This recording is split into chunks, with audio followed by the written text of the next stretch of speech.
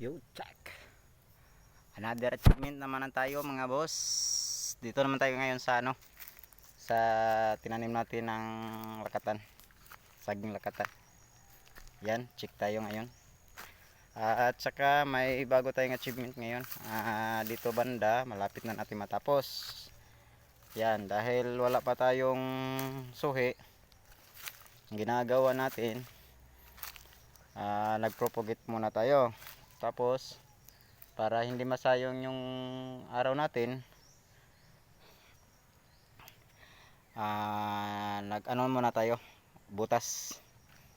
Ito yung nano natin dati, ito. Ayan. Ito yung nilagyan ko ng tansi dati na hinawakan kong ganon. Tapos na yan, nataniman pupunta doon. Ayan, may mga tanim na yan. Ayan, tapos na yan, punta doon.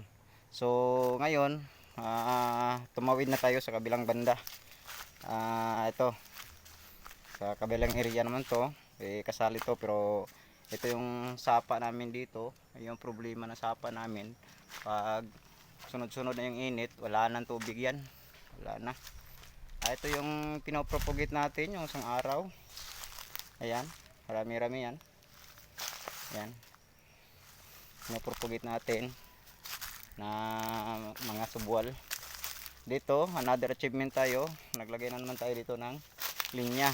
Ayan, pupunta doon. May mga ano na yan, may mga naka kahoy.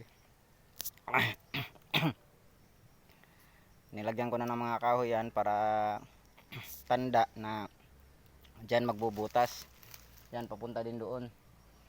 Hindi ko lang gaano tinanggal muna yung malalaking kahoy kasi magbubutas pa naman ako. Tapos ito, dito na naman tayo, another dalawang linya na ano natin ngayon, naglinis tayo. Ayan na naman yung tansi natin. Ayan, another achievement na naman tayo mga boss, papunta din doon sa bukid na yan. At dito na rin,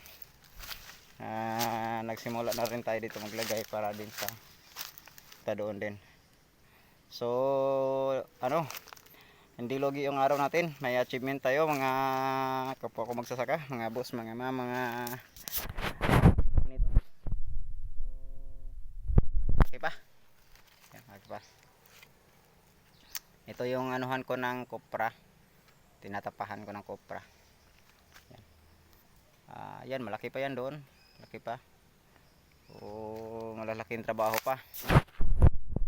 Dahan lang tayo mga boss, So yun lang ang natin, achievement today. Huwag niyo lang kalimutan click sa notification bell at saka yung subscribe button na rin, importante yun sa akin. Sana matulungan nyo para lumaki-laki naman ang subscriber natin.